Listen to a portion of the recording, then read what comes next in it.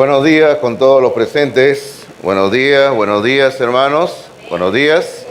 Abran su Biblia, queridos hermanos. Vamos a la palabra de Dios. Primera de Timoteo, capítulo 6. Hoy les quiero dar un sermón titulado Sea rico en generosidad. Sea rico en generosidad. Eso es lo que hoy le quiero dar este sermón, esta prédica. Sea rico en generosidad. Ese es el título del sermón de esta mañana. Vamos a aprender esta mañana cómo ser ricos en generosidad. Y del mismo modo también le digo, ¿no? Ya el mes pasado yo había decidido estar predicando este mes a ustedes en este segundo culto sobre la generosidad. Y todo lo vuelvo a repetir, se presentan así las cosas. Y una vez más digo, yo veo la dirección de Dios muchas veces. A veces uno ni lo piensa, uno ni lo ha planificado así y las cosas se van dando, se van presentando. Y hay que entender la dirección de Dios.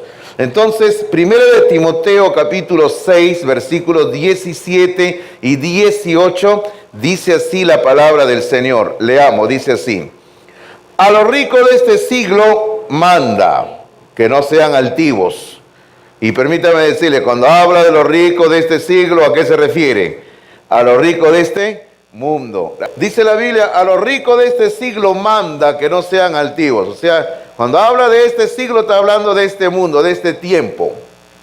A los que son ricos en este. Aunque usted no quiera reconocerlo, decíamos, nosotros recibimos bendiciones de Dios. No seremos ricos en el sentido de que tendremos una cantidad enorme de dinero y cantidades enormes de riquezas. En ese sentido no seremos ricos. Pero tenemos lo necesario para vivir, tenemos lo necesario para subsistir cada día juntamente con la familia. Tenemos un techo sobre nuestras cabezas, tenemos un trabajo, nuestros hijos estudian, algunos de nuestros hijos están en escuelas privadas, universidades privadas, y hermano, algunos de nosotros tenemos movilidad, tenemos auto, camión, camioneta, patín, scooter, no sé lo que tenemos, pero tenemos, ¿verdad hermanos? Tenemos. Así que, ¿se puede catalogar usted de pobre? Yo creo que no, hermano, sería ya, no sé, una burla decir soy pobre teniendo todo eso, ¿ah? Tampoco podemos decir que somos riquísimos, pero tenemos riqueza de parte de Dios. Recuérdelo eso, ¿ah? Yo siempre he dicho, por años he dicho esto. El único que puede decir que es pobre es el diablo. ¿Sabe por qué? Porque el diablo nunca va a tener la gracia de Dios. Pero el pueblo de Dios tiene la gracia de Dios. Así que frente al diablo nosotros somos ricos, riquísimos. Amén, hermanos. Amén. Gloria al Señor por eso. Por eso es que el Señor acá nos está hablando a nosotros. Cuando dice, a los ricos de este siglo manda que no sean altivos, ni pongan la esperanza en las riquezas, las cuales son inciertas. Y eso es ciertísimo. Las riquezas materiales son inciertas. Bienes materiales son inciertos. Hoy están, mañana ya no están. Hoy tienes una bonita casa, tenemos una bonita casa, pasa algo, ya no está. Tienes un bonito auto, pasa algo, ya no está. Tienes todo excelente, tienes buen dinero, eso pasa en cualquier momento. Entonces, ¿en quién hay que ponerle esperanza? Si usted sigue leyendo el versículo 17, a la mitad dice, si no, o sea, ahí da la diferencia, da la otra parte, dice, si no, la esperanza hay que ponerla, dice, si no en el Dios vivo, en el Dios vivo, y Dios es un Dios vivo, ¿verdad, hermanos? Nuestro Dios no es un Dios muerto, nuestro Dios es un Dios vivo. Dice, sino en el Dios vivo, que nos da todas las cosas en abundancia para que las disfrutemos. Ahí está la riqueza que recibimos de parte de Dios. Dios nos da las cosas en abundancia para que las disfrutemos. Hermano, por eso somos ricos en el Señor, porque de parte de Dios quizás ni cuenta nos damos, pero recibimos la riqueza de Dios en abundancia. ¿Y sabe cuándo recién nos damos cuenta de que hemos perdido algo, la riqueza, cuando ya no las tenemos? A veces no disfrutamos la riqueza de la familia. Tener nuestros hijos, tener nuestro cónyuge a nuestro lado es una bendición, es una riqueza. ¿Qué dice usted? ¿Amén? Es una bendición tremenda. Y con eso le animo a los que están solteros, cásense de una vez, ¿ya? Para que tengan a su pareja a su lado. Así que es una bendición tener a los hijos. Disfrute a los hijos. Disfrute lo que Dios le da en abundancia. Porque cuando Dios bendice a sus hijos, los bendice no a cuentagotas. O sea, no, Dios no los bendice así poquito a poquito. Dios nos da las cosas en abundancia, queridos hermanos. Ahora, en el versículo 18, sigue hablando a los ricos de este mundo, a nosotros, dice que hagan bien. Dice que hagan bien. O sea, hay que hacer cosas buenas, hermanos. ¿Y qué cosa es lo que tenemos que hacer? Porque en el versículo 17, en el versículo 18 mismo, luego dice que sean ricos. O sea, aquí habla del carácter ahora. Aquí habla del carácter que debemos de tener. ¿Y qué hay que ser? Porque una cosa es el versículo 18, lo que hay que hacer. Dice, hay que hacer lo bueno. Y luego dice que sean. O sea, el hacer y el ser. El hacer y el ser. O sea, hay que hacer cosas buenas, pero hay que ser ricos en buenas obras. O sea, el énfasis no tiene que estar en acumular dinero, sino que hay que ser ricos en buenas obras. ¿Y cuál es la otra palabra? Dadivosos. ¿Y cuál es la otra palabra? Generosos. Ahora, si usted observa, y hemos destacado con rojo ahí en la proyección en el versículo, si usted observa, esas palabras del versículo 18, las finales, dice que sean ricos en buenas obras, dadivosos, generosos. Todas esas palabras están realmente dando el mismo concepto, la misma idea. No es nada diferente, no es que una cosa sea diferente a la otra. Está hablando, hermano mío, de ser generosos. Así sencillamente, lo vamos a resumir todo eso en generosos. Entonces, la palabra del Señor aquí nos habla, en el versículo 18, que hay que ser ricos en generosidad. Hay que ser ricos, hermano mío, en abundancia en esa área. Ahora, la generosidad, hermano, hoy en día es un tema que ya no se habla mucho, ¿ah? Usted recuerde eso. Más se habla acerca de que usted piense en sí mismo, ahorre dinero, trabaje para usted, junte dinero para su vejez, su jubilación, olvídese de lo demás, no ayudes a nadie, piense en ti. Y esa es más o menos la filosofía que hoy en día se habla. Pero la palabra de Dios, siempre la palabra de Dios presenta las cosas desde la perspectiva de Dios y dice que hay que ser ricos en generosidad. Entonces, frente a esto nos hacemos una pregunta. ¿Qué significa ser rico en generosidad? ¿Qué cosa quiere decir el ser rico en generosidad? Y vamos a darle una pequeña idea para que usted tenga algo en su mente y pueda pensarlo. Ser rico en generosidad significa guardar menos de lo que poseo y dar sacrificialmente para avanzar los propósitos de Dios. Eso significa ser rico en generosidad. O sea, ser rico en generosidad, por un lado, no es que yo voy a guardar todo lo que recibo para mí mismo. Eso no es ser rico en generosidad. Porque si usted ha leído bien hace un momento en Timoteo, donde estábamos viendo, dice, hay que ser ricos en buenas obras, hay que ser ricos siendo dadivosos y hay que ser ricos siendo generosos. Entonces, el ser generoso, el ser rico en generosidad es eso, lo que está ahí proyectado ahí en la pantalla. Dice, ¿no? Guardar menos de lo que poseo y dar. Ahí está la palabra clave, dar sacrificialmente para avanzar los propósitos de Dios. Ahora, ¿y cuáles son los propósitos de Dios? Cuando hablamos de los propósitos de Dios, estamos hablando de la obra de Dios, de lo que la iglesia y las iglesias hacen, de lo que se hace dentro de la obra de Dios. Esos son los propósitos de Dios. ¿Cuál es el propósito más grande de Dios en esta tierra? La predicación del evangelio a través de la iglesia local. La iglesia local es algo que Dios inventó, por decirlo así. Permítame usar la palabra inventó. Pero algo que Dios estableció, algo que Dios creó es la iglesia local. La iglesia local no es un invento de un grupo de personas que se reunieron y decidieron decir, bueno, vamos a crear una iglesia. Así no es. La iglesia ha sido creada, establecida por Dios a través de Jesucristo. El fundador de la iglesia es Jesucristo. Y el Señor trabaja hoy en día a través de la iglesia local. Y nuestra parte es dar sacrificialmente, como dice ahí, dar sacrificialmente para avanzar los propósitos de Dios por medio de la iglesia local. ¿Recuerdan a Bernabé? ¿Lo recuerdan o no recuerdan a Bernabé? ¿Recuerdan que estábamos hablando de Bernabé y ahí al costadito de la historia de Bernabé había la historia todo contraria de una pareja llamado, ¿cómo se llamaban? Ananías y Zafira. ¿Recuerdan a Ananías? Todos recuerdan a Ananías y Zafira, ¿verdad? Porque Ananías y Zafira le mintieron a Dios, le robaron, que esto y todo, y murieron. Pero muy pocos hablan a veces de Bernabé.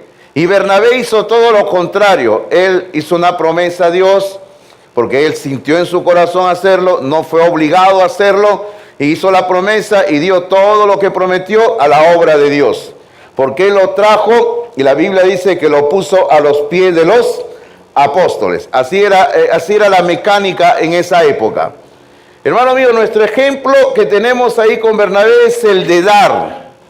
Es por eso que Pablo en 2 de Corintios, capítulo 9, versículo 6, abra la Biblia ahí por favor, 2 de Corintios, capítulo 9, versículo 6, 2 de Corintios 9, 6, dice así.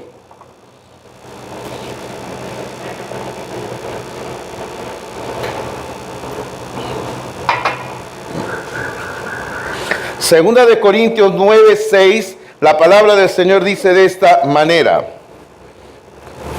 pero esto digo, el que siembra escasamente, también segará escasamente. Y esa es una lógica y es algo correcto, es una ley de la naturaleza.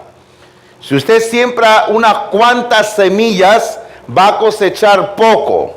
Pero si usted siembra bastante, va a tener una abundante cosecha. Eso es algo natural. Y también el mismo principio se aplica a lo espiritual. Es por eso que acá dice en 2 de Corintios 9:6 dice: el que siembra escasamente, también segará escasamente. Y luego dice: y el que siembra generosamente, fíjese, generosamente, generosidad, lo que estamos hablando, generosidad, porque estamos aprendiendo cómo ser ricos en generosidad. Y dice: el que siembra generosamente, generosamente también segará. Así que si queremos recibir abundancia de parte de Dios, tenemos que aprender a sembrar generosamente. Y hermano, la vida cristiana es eso, es un aprendizaje continuo. Hay que estar aprendiendo. Recuerde esto, porque esto lo vamos a repetir varias veces en este sermón. La vida cristiana es un continuo aprendizaje. Vamos aprendiendo y conforme aprendemos de acuerdo a la palabra de Dios, tenemos que ir avanzando y tomando una frase de Pablo donde él dice que vamos dejando lo que es de niño, va quedando atrás algunas cosas. Entonces, en la vida cristiana tenemos que ir avanzando. En la vida cristiana tenemos que ir creciendo espiritualmente. Y aquí tenemos que aprender esto, que no hay que sembrar escasamente, hay que sembrar generosamente. Ok, eso es algo bueno, ¿verdad? Hay que ser generosos con las cosas de Dios. Pero hermanos míos, algo que hemos aprendido, y es como decir nuestro termómetro espiritual. Ok, yo sé que varios pueden decir, no, hay otra forma de hacerlo. Yo creo que sí, puede haber más de una forma. Pero ya que estoy tratando este tema, permítame decirlo. Hay un termómetro espiritual que es nuestro dar. Nuestro dar a Dios es un indicador. Nuestro dar a Dios es un indicador claro de nuestra verdadera naturaleza, de nuestra verdadera madurez espiritual. Hermano, ¿cómo sabemos que una persona está madurando espiritualmente, está creciendo en el Señor? Bueno, hay varias maneras, ¿no? Por ejemplo, si la persona lee la Biblia, correcto. Si la persona ora, si la persona asiste a la iglesia, es un indicador espiritual, es un termómetro. O sea, ¿cómo saber que una persona está creciendo en la santidad? Porque va dejando el pecado y comienza a buscar a Dios más. ¿Cómo saber que una persona está madurando? Porque hay cambios en su carácter. Ella ya comienza a dejar a un lado ese carácter antipático, esa persona melancólica, esa persona depresiva, esa persona que no sentía amor por nada ni por nadie. Y más bien comienza a mostrar el fruto del Espíritu Santo en su vida. También es una forma de medir la madurez espiritual. Pero una forma también de medir la madurez espiritual es esta, la que estamos ahí proyectando en la pantalla. Donde dice, no, nuestro dar a Dios es un indicador, o sea, es el termómetro claro de nuestra verdadera madurez espiritual, queridos hermanos. Hermanos, lo que ocurre con nuestra economía es producto de lo que ocurre en nuestro corazón. Si usted tiene un corazón ordenado delante de Dios, va a tener una economía ordenada. Si usted no tiene prioridades en su vida, usted va a tener un desastre en su economía. Si usted sabe que tiene que ir en orden las cosas delante de Dios, usted va a tener una economía ordenada.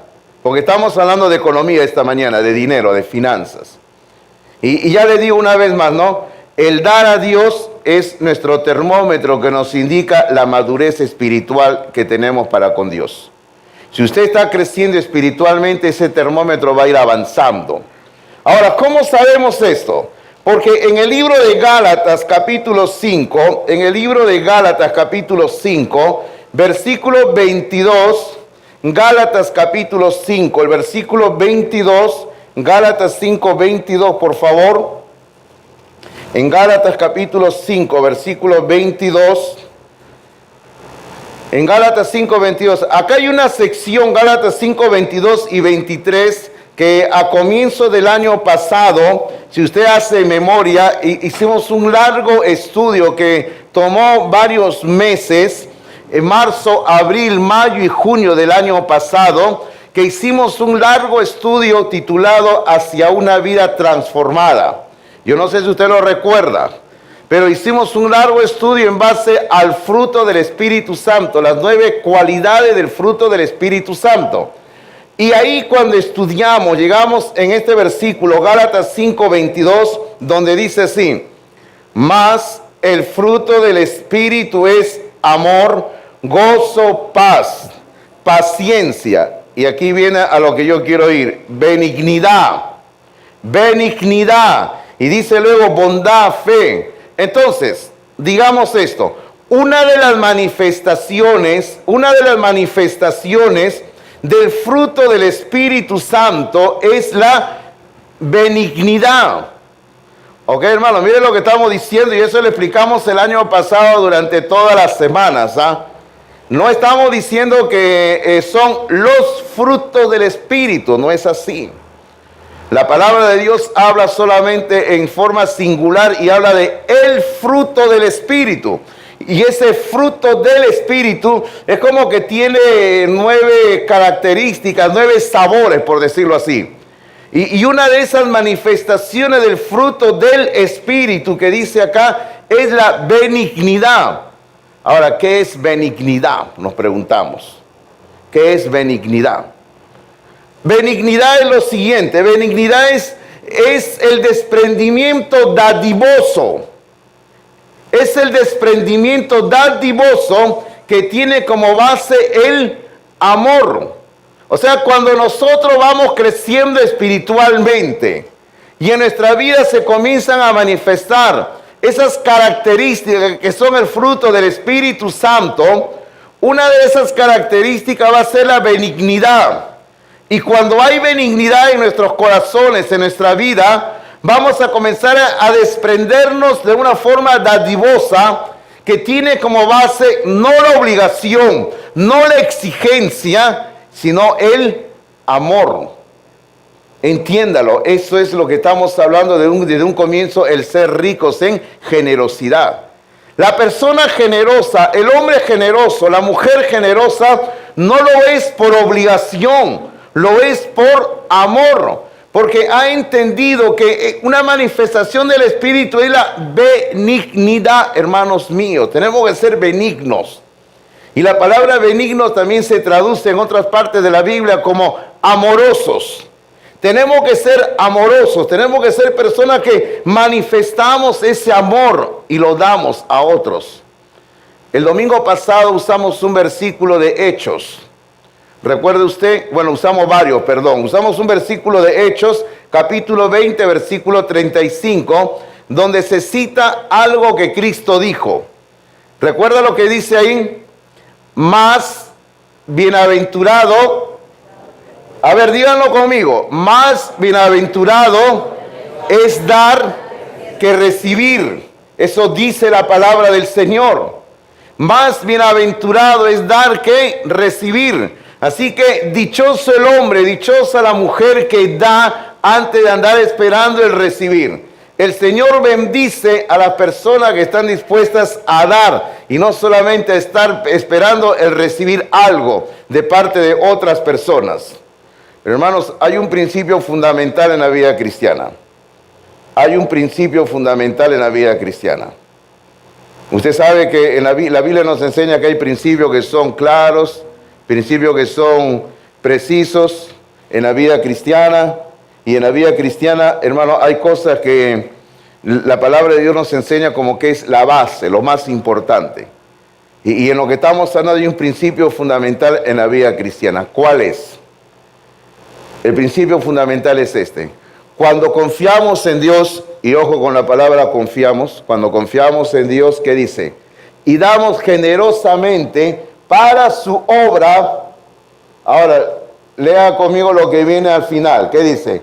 Él provee para todas nuestras necesidades. Ahora, ¿usted lo cree? Yo lo creo. Yo lo creo.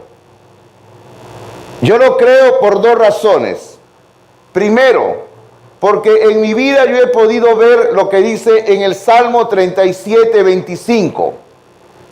El Salmo 37, 25 dice, joven fui y he envejecido.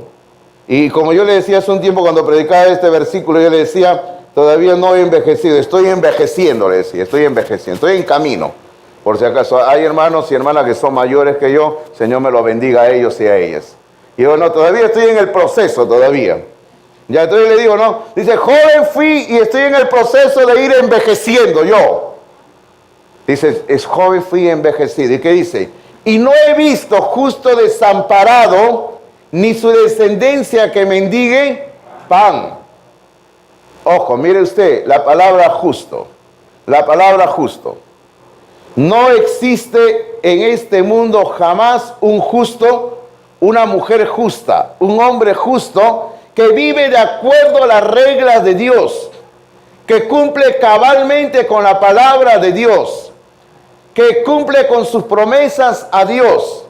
No hay ningún hombre justo, ninguna mujer justa que pueda decir que él, ella, su descendencia, sus hijos, sus nietos están mendigando pan, hermanos míos.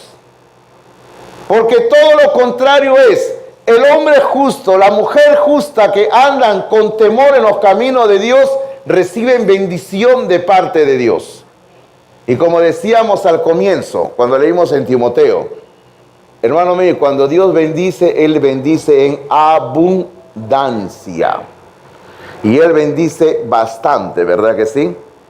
Entonces, esa es la primera razón por la cual le digo yo a usted, yo creo firmemente lo que decíamos hace un rato, que un principio fundamental de la vida es ese, que cuando confiamos en Dios, y le damos generosamente para su obra, para la iglesia local, Él provee para todas nuestras necesidades. Hermano, yo aprendí a darle al Señor hace muchos, muchos años.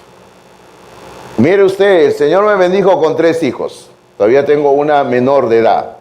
Y yo le puedo decir de que jamás Dios ha permitido que mi familia, mis hijos, yo, ahora mi hijo que se ha casado, que vive en el extranjero, mi hija que se ha casado, que vive acá, jamás puedo decir que Dios haya olvidado su promesa y que alguno de mis hijos estén mendigando pan. Porque Dios es bueno. Dios cumple con sus promesas. Amén, hermanos. Amén, ¿verdad? Ok, otra razón que le doy por la cual yo estoy convencido de eso, que cuando le damos a Dios, Él provee para todas nuestras necesidades. Acompáñeme a Mateo capítulo 6. Mateo capítulo 6. Mateo capítulo 6, por favor. Acompáñeme ahí.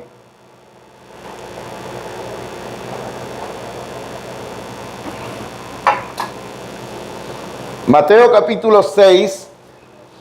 Aquí está un pasaje del Sermón del Monte en el cual el Señor va a hablar justamente de la provisión, de la bendición que Él da a su gente, a su pueblo.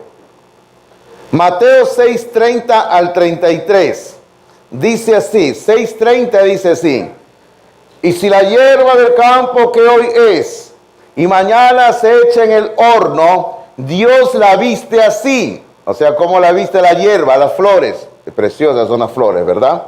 Entonces, si Dios la viste así a la hierba, que solo están por un día, por decirlo así, la pregunta que Cristo hace en el versículo 30 es: ¿no hará mucho más a vosotros, hombres de poca fe? Fíjense cómo los llama a los discípulos. Hombres de poca fe. ¿Por qué los llama hombre de poca fe? Porque los discípulos estaban dudando, como muchos de nosotros dudamos de la bendición de Dios, de la provisión de Dios. Por eso Cristo le dice, si el Padre Celestial, eso es lo que le dice en el 30, si el Padre Celestial viste a una flor que solamente está por un día y la viste de una manera maravillosa, ahora, ¿cuánto más va a ser por ustedes, hombre de poca fe? Porque, hermano, más valemos nosotros que una flor y aún más valemos que un animalito, ¿verdad? Así que el Señor nos cuida mejor a nosotros que una flor y que un animalito. Porque el versículo 31 dice, no os afanéis pues diciendo, porque nosotros nos afanamos, todos nos afanamos, ¿sí o no? Algunos están acá pensando esto, dicen, ¿no? ¿Qué comeremos? Ok, ya el pastor va a terminar el sermón al mediodía y es hora de comer. ¿Qué vamos a comer? Pero fíjense, la forma que nosotros pensamos es diferente a la que Cristo dijo, ¿ah? Porque nosotros estamos pensando, ¿qué comeremos? ¿A dónde me voy a ir a almorzar ahora? ¿Me voy al chifa? ¿O me voy a la comida criolla? ¿O me voy a la cevichería? ¿Así estamos pensando o no, hermanos? ¿O a la pollería? ¿Así o no?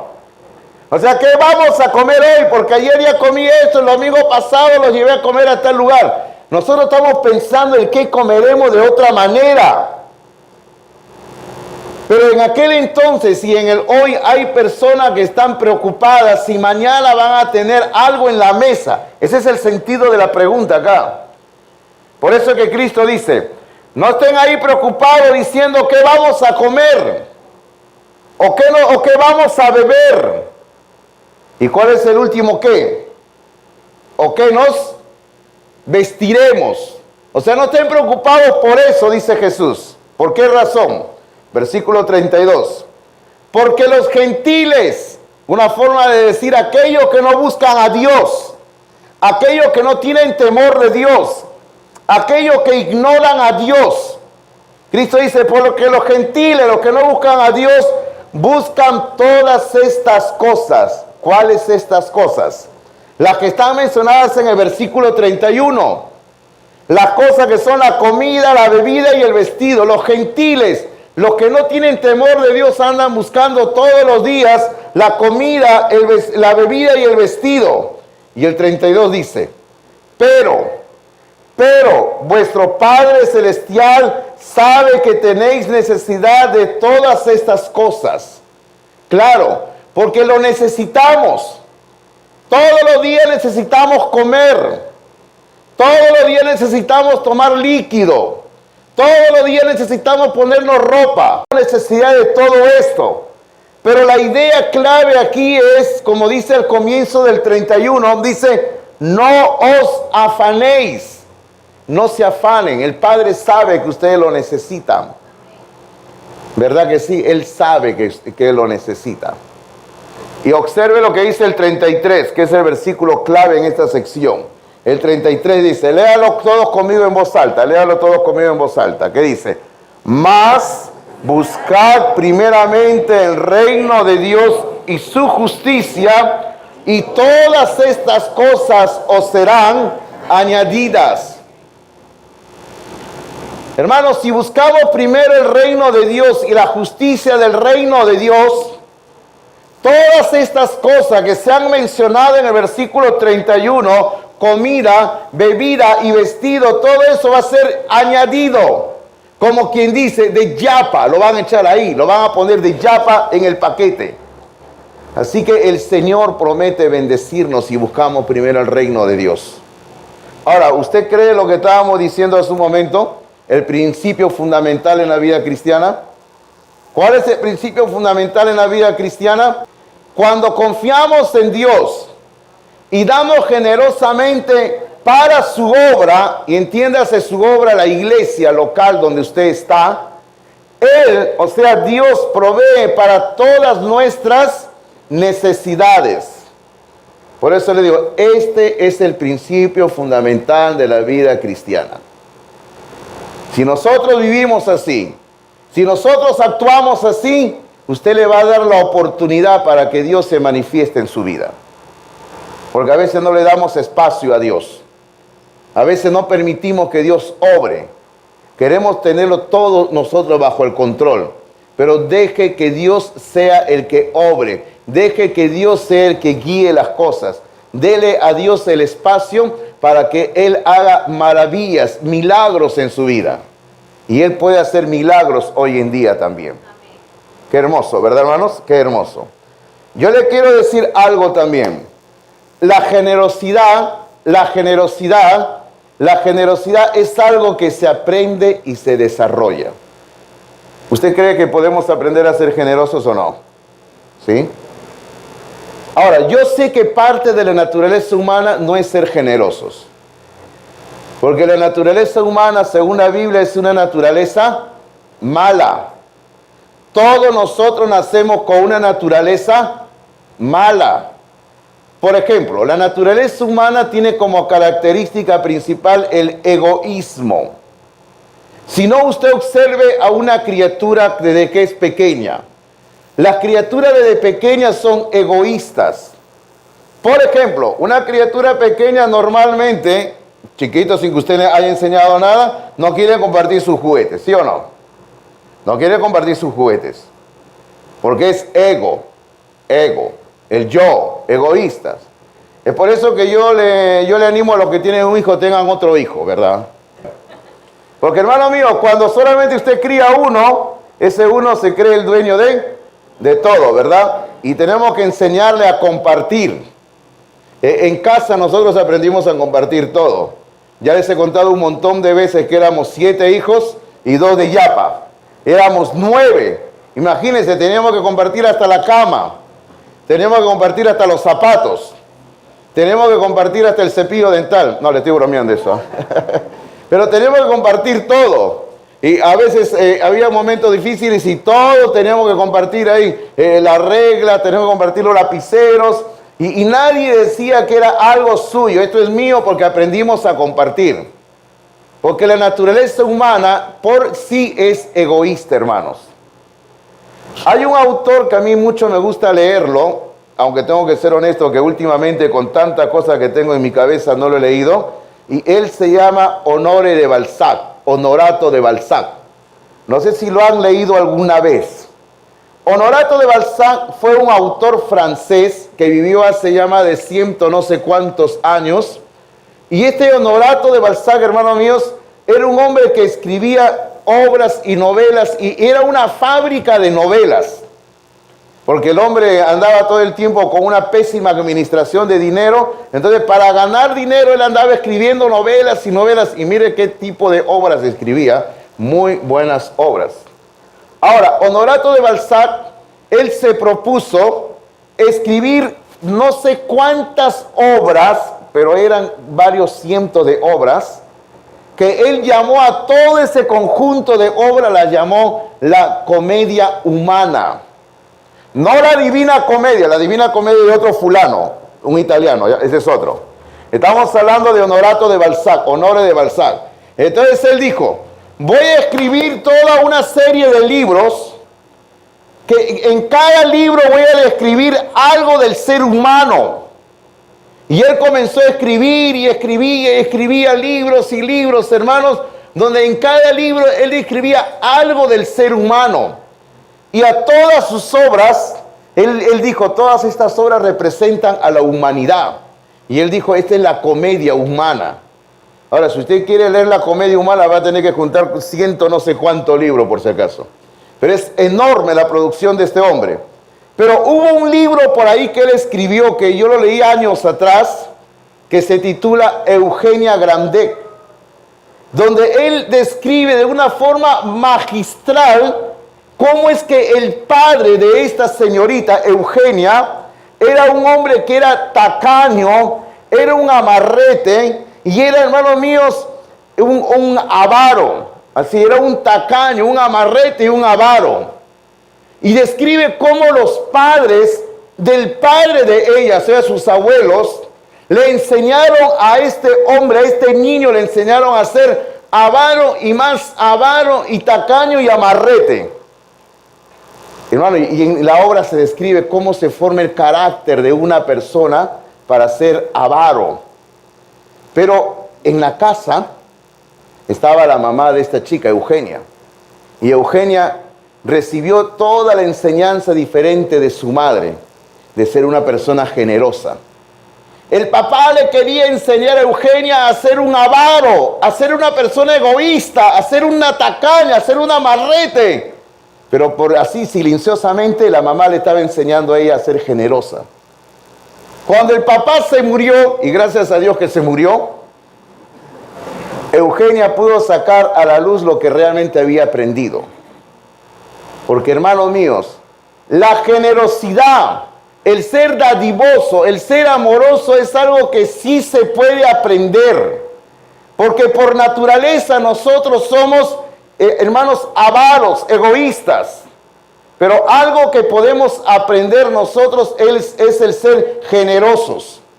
Y en la Biblia Dios nos enseña a ser personas generosas.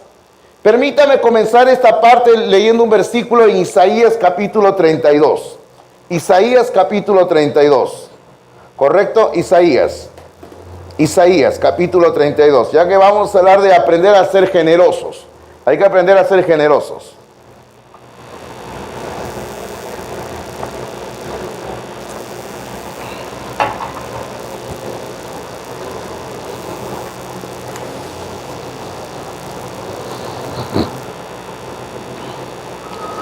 Isaías 32:8.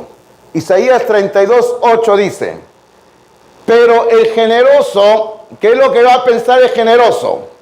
Pensará, ¿están conmigo o no, hermanos? Ok, o están esperando que ya termine el pastor una vez que hace frío. Ok, vamos a lo nuestro, a ver. Pero el generoso pensará generosidades. El generoso va a pensar generosidades. Y dice, y por generosidades será exaltado. Hermano, el generoso piensa en generosidades.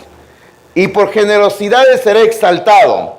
Así que el generoso va pensando en generosidades porque va aprendiendo a ser más generoso cada vez más. Yo estaba pensando y decía, no, yo creo que hay algunos pasos que tenemos que dar para aprender a ser generosos.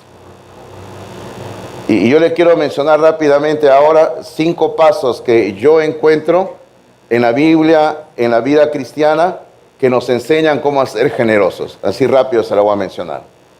Voy a hablar un poquito más en el paso 1 porque considero que es la base. Paso 1. Empezamos dando sistemáticamente el diezmo. Y yo les quiero hablarle del diezmo. Hermano, el diezmo es solamente, escúcheme bien, hermano, porque a veces algunos creyentes tienen ahí un mal entendimiento sobre el diezmo. Escúcheme bien. El diezmo, hermanos, no es la meta del dar. El diezmo es solamente el aprender a comenzar a dar al Señor. Muchos creyentes viven toda una vida cristiana de 20, 30, 40 años solo diezmando. El diezmo es solamente lo primero que aprendemos a darle al Señor. Hermano, Yo no sé si usted alguna vez le regalaron una alcancía cuando era niño, ¿le regalaron o no? Si no le regalaron, usted tiene un fuerte trauma, ¿verdad? Y reclámeselo a su papá si no le regalaron una alcancía, ¿ya? Pero a mí sí me regalaron una alcancía. Recuerdo que todavía la alcancía era de una mutual llamada Pueblito. Y era un niño, Pablito, recuerdo que era, que al costado tenía una casa y ahí tenía su ranura para echar las monedas. Y la idea era que nosotros, mis hermanos y yo, todos nosotros teníamos nuestra alcancía, cada uno con su nombre ahí. Y teníamos que ir echando las monedas que recibíamos, y lo hacíamos. Y nosotros recibíamos moneda que llegaba en ese tiempo, cuando llegaba 10 centavos, porque así era pues, ¿no? O 5 centavos. O si llegaba, recuerda, un sol, ¿se recuerda esos soles grandes que decía Oh, esa era una tremenda cosa. Agarra el sol y mételo ahí, ¿no? Entonces lo metíamos a la alcancía. Íbamos metiendo monedas. Y luego de cierto tiempo tuvimos que con el dolor del corazón romper la alcancía para sacar lo que había dentro. Eso era lo más triste, ¿no? Romper la alcancía. Pero ¿sabe qué? Es igual con el diezmar. Nosotros vamos aprendiendo a ahorrar moneditas. Vamos aprendiendo a echar algunas monedas en alcancía. Pero cuando ya crecemos y llegamos a la adultez, somos mayores, usted y yo ya no ahorramos monedas. Usted y yo tenemos que iniciar un plan de ahorros de repente en el banco. Ya no metemos en la alcancía, por si acaso, ¿verdad? Ahora es el banco. Y al banco usted no va y va a dejar estos 10 centavos o un sol. Usted va y transfiere al banco su dinero porque usted va guardando una cantidad de dinero. Porque es sabio guardar dinero, hermano mío. Es sabio guardar dinero. Entonces, a lo que yo quiero ir es esto. El diezmo es algo así como tener una alcancía al comienzo, donde usted va aprendiendo a guardar poquito, y el diezmo es así. Usted aprende a darle a Dios poco al comienzo, el diezmo. Pero conforme crecemos, conforme vamos desarrollando, ojo, el diezmo queda, escuche bien, como yo siempre les he enseñado, el diezmo queda como la base, y sobre esa base vamos aprendiendo y vamos dándole al Señor generosamente. Ahora, no es que ya no diezmamos, sino que comenzamos a darle más al Señor. Usted me ha escuchado decir varias veces, si algunos van a recordar, ustedes van a recordar que yo siempre he dicho, hermanos, yo, el pastor Fernando Hidalgo, hace tiempo dejé de diezmar. ¿Me han escuchado decirlo o no varias veces? Y alguno dice, pastor, o sea que usted no da nada al Señor. No es eso, sino que ahora yo le doy más del diezmo al Señor. Ahora, pero ¿cómo le puedo llamar eso más del diezmo según la Biblia? El Nuevo Testamento le llama la gracia de dar. La gracia de dar. Es por eso que dice ahí, no, lo primero que tenemos que aprender es dar sistemáticamente el diezmo. El diezmo. Pero ¿el diezmo es la meta de la vida cristiana? No, Señor, no es la meta. El diezmo solamente es parte del proceso del desarrollo espiritual que tenemos los creyentes. Pero conforme crecemos, el diezmo va quedando atrás y le vamos dando más al Señor. Eso es lo que enseña el Nuevo Testamento, la gracia de dar, la ofrenda. Entonces, paso número 2 para aprender a ser generosos. Paso número 2. A ver, vamos al paso número 2. El paso número 2 es, damos fielmente para apoyar las misiones. Porque eso es algo que hacemos aquí en la iglesia y lo que hemos hablado, y justo lo que yo le dije que ahora al final de este culto, el pastor Roldán va a venir para animarlos, para dar fielmente para las misiones. Paso número 3. Damos espontáneamente para ayudar a los necesitados, porque eso es algo que enseña el Nuevo Testamento. Pablo lo enseña, en Hechos lo enseña, que tenemos que ayudar, dice, bastante a los necesitados, porque siempre hay personas necesitadas dentro de nosotros. Ahora, yo no sé cómo usted en su familia administra el dinero, pero sabe algo muy sabio para que Dios le bendiga es, usted debe separar ahí en un lugarcito, de repente un sobre, algo, decir, no, aquí voy guardando algo para ayudar a gente necesitada. Semanalmente separo algo, mensualmente separo algo. Porque, hermanos, siempre va a haber oportunidad de ayudar a gente necesitada. Eso es lo que la Biblia enseña. Paso número 4. Paso número 4. Damos sacrificialmente para multiplicar la obra de Dios. El sacrificio. Porque el ofrendar es un sacrificio, hermanos. Paso número 5. En este aprendizaje. Damos por fe. Damos por fe. Incluso cuando pensamos que no tenemos lo suficiente para nuestro sostenimiento. Porque es ahí donde viene la fe, hermanos míos. Porque a veces nosotros estamos ahí, ¿no? Como recuerden ustedes la historia que vimos el domingo pasado de la viuda muy pobre. Ok, recuerdan ustedes. Primero vinieron los ricos, dice la Biblia.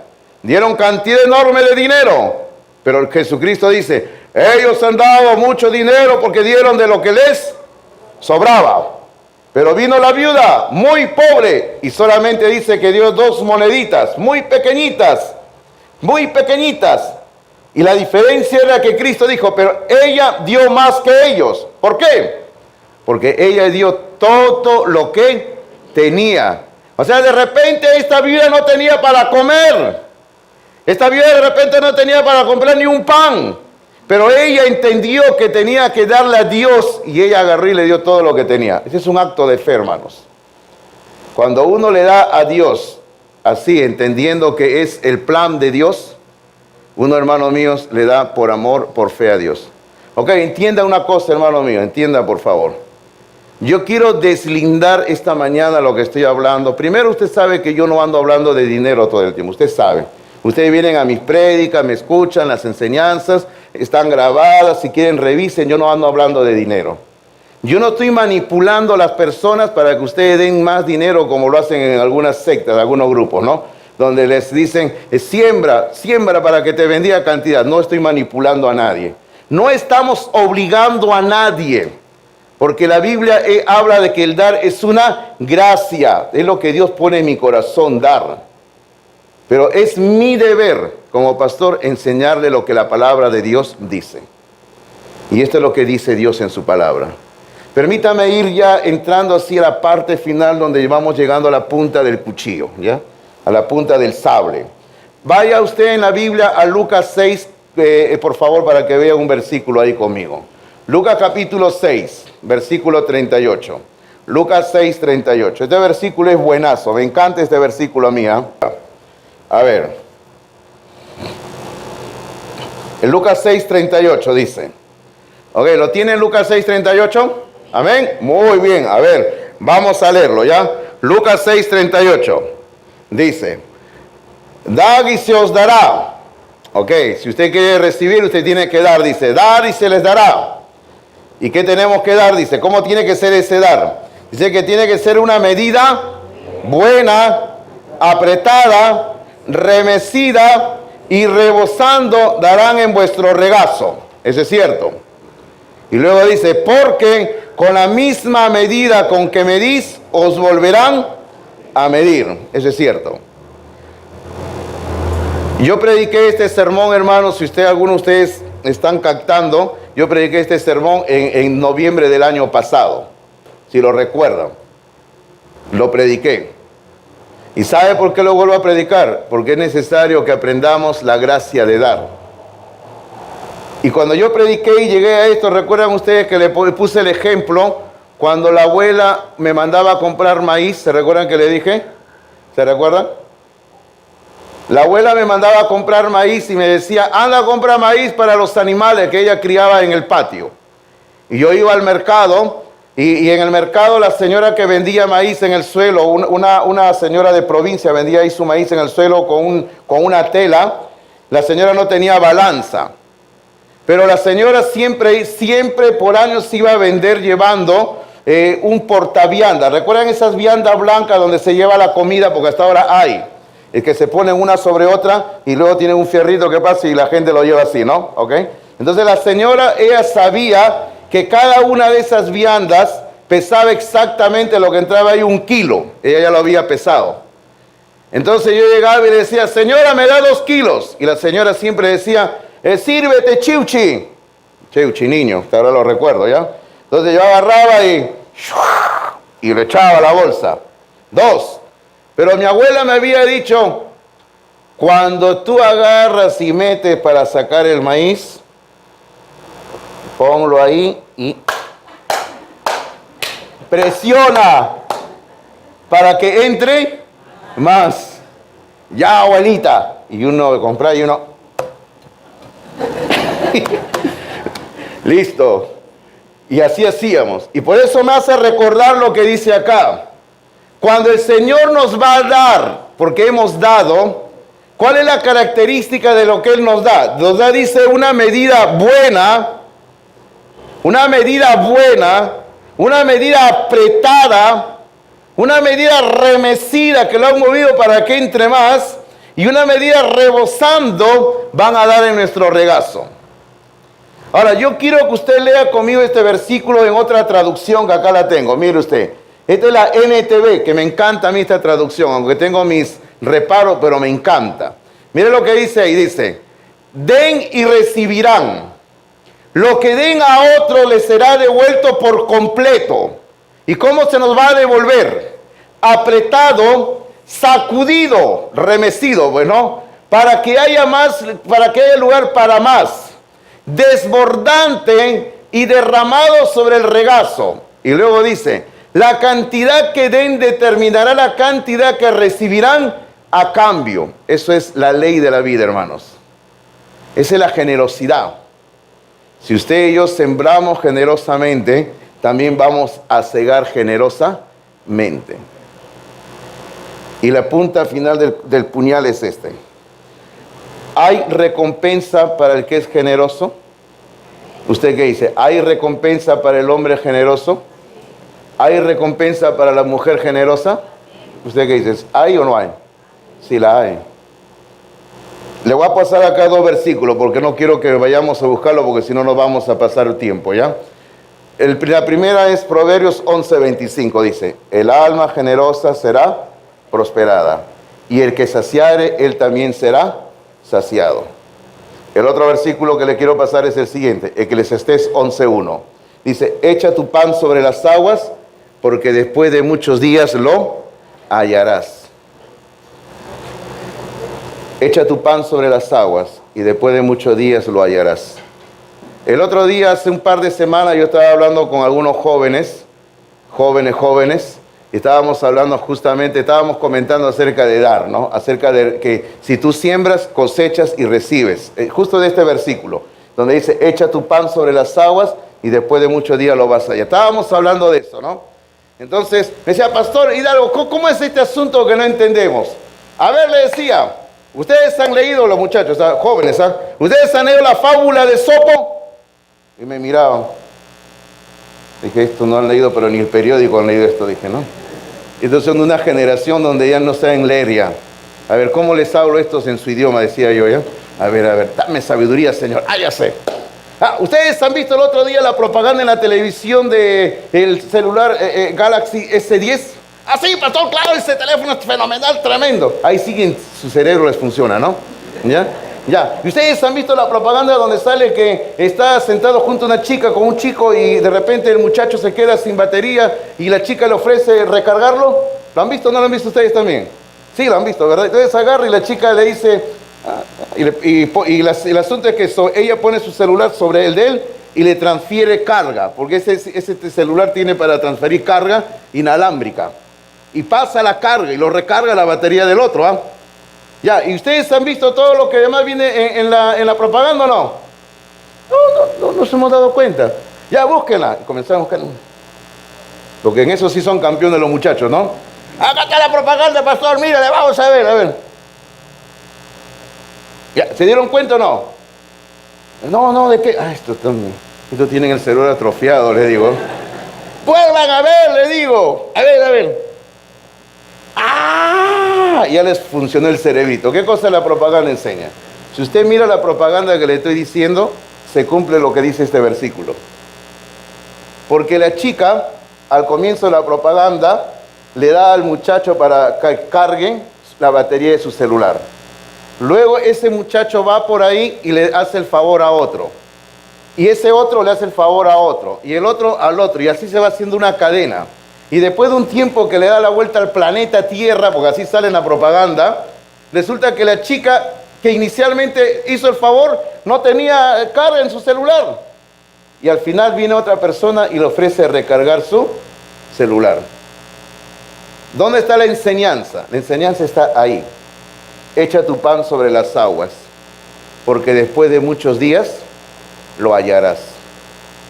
Hermanos, si nosotros somos generosos de acuerdo a la palabra de Dios, Dios no es injusto, porque esa es la palabra que emplea en Hebreos. Dios no es injusto para olvidar lo que estamos haciendo. Dios es bueno, ¿verdad, hermanos? Dios es bueno.